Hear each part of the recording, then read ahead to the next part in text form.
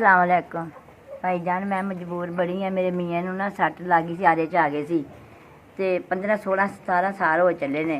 मैं मेहनत मजदूरी करके मैं अपने मियाँ नूं दी जरूरतां पूरियां करनी, दवाई दारू करनी है। बच्चे है सी विआहे वरे गए आप अपने घरां बाहर आले ने ते मेरा कोई आसरा नहीं है। मैं लोगों के बर्तन धोनी है, धोंदी मैनूं भी सੱਟ, मैं डिग पई, मेरे बाजू नूं सੱਟ लग गई। 5 6 महीने हो गए ने, मैं पट्टियां करानी पई हैं। मैनूं कोई आसरा नहीं है किसी बच्चे का। भाईजान मैं सारिया चीज़ां वेच के अपने मियाँ का इलाज कराया, मेरा कोई आसरा नहीं अल्लाह तो सिवा। मैं बड़ी मजबूर है। मेरा मियाँ अखा तो मथाज ने ते मैं मेहनत मजदूरी करनी है लोगों की। कुछ लोग महल्ले वाले भी मेरी इमदाद करते हैं, उन्होंने मेहरबानी है।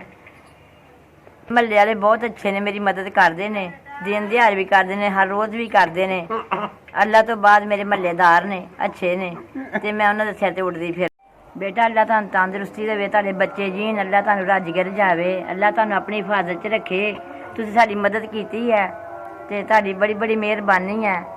असीं तुहाडे वास्ते हर रोज़ दुआवां करांगे कि तुसीं साडा ख्याल कीता है, सानू तुसीं वेखिआ है ते तुहाडी बड़ी बड़ी मेहरबानी है। अल्लाह तुहानू इन्ना देवे जिन्ना थोड़ के ना पवो।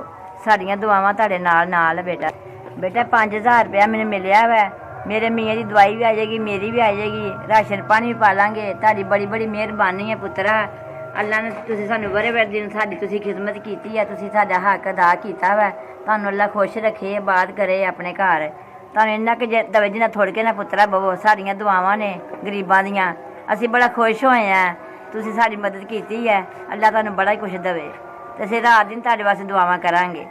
ऐसी भी तुहाडी बड़ी मेहरबानी है।